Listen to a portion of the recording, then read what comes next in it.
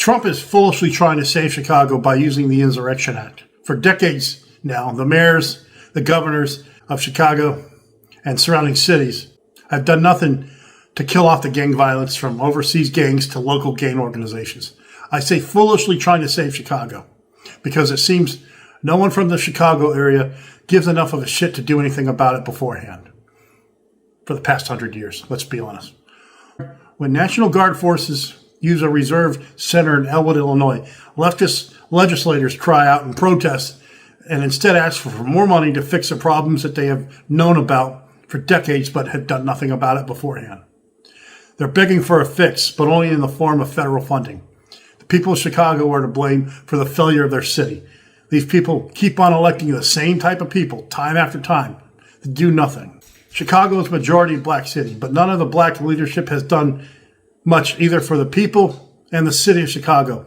But yet the people still look to these failed leaders who do nothing. President Obama hailed from Chicago.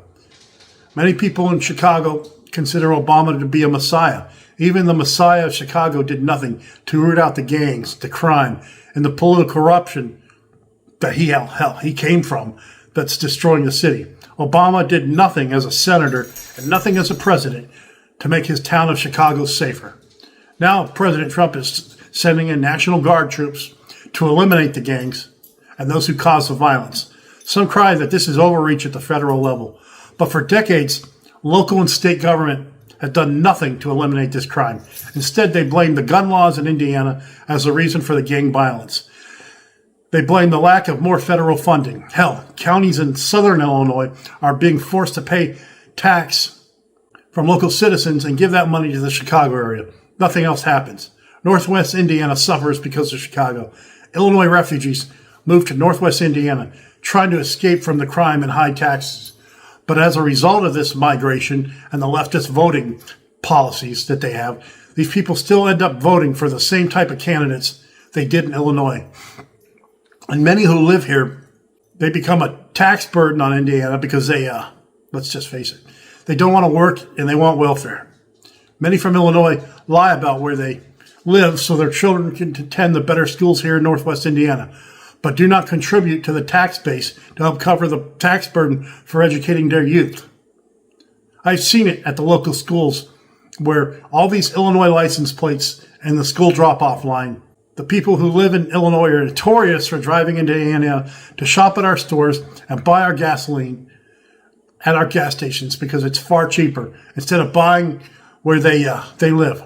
They suck dry our resources and then call us racist or fascist when we complain about it. If it were up to me, I would close the border from Chicago and Northwest Indiana.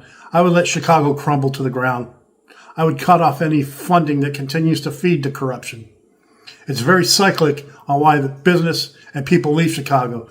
Gangbang crime goes up, and these animals go into local businesses and steal and destroy. So local grocery stores are forced to close in these high-crime areas.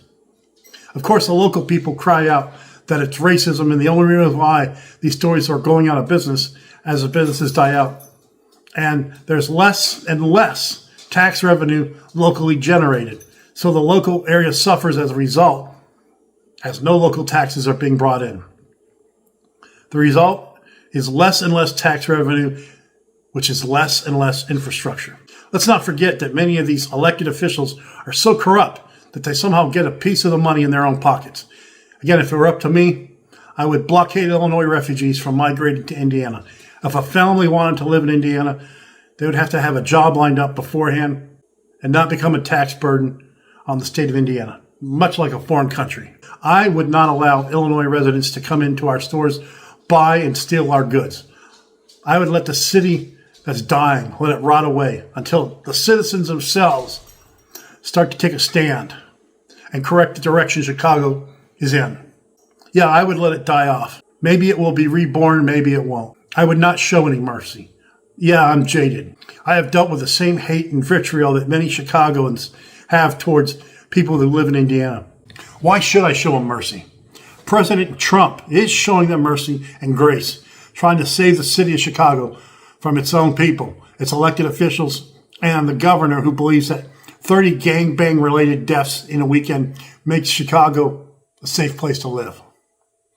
The Insurrection Act is in place because both the governor, the mayors, and the aldermen have done nothing. The local law enforcement have not eliminated gang violence. But to be fair, one cannot just blame the current governor of Illinois for all this, despite his vitriol and wickedness. The same governor who won't allow citizens of Illinois to defend themselves with an AR-15 from this gang violence, I should add. The same laws of Illinois where citizens are not allowed to own body armor. I don't blame the incompetent elected mayors and aldermen presently, nor do I absolve them as they have done nothing to attempt to eradicate the gang violence. Speaking of gang violence, make no mistake, the only way to eliminate gang violence is to eliminate the gangs. The only way to eliminate the gangs is to eliminate the members of these gangs.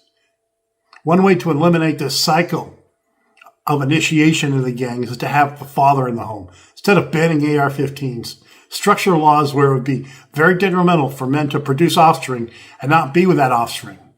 Force fatherhood. Force the nuclear family. Make out-of-wedlock childbirth frowned upon. Make marriage encouraged. Bring back real religion to these people, not watered-down gospel. Yeah, Trump is showing mercy by sending in the National Guard. Trump is trying to save a once bright, prosperous city of the Midwest. Yet many oppose this act of mercy. And if it were up to me, I would let it burn down. This is survival. This is resilience. This is Suburban Prepper.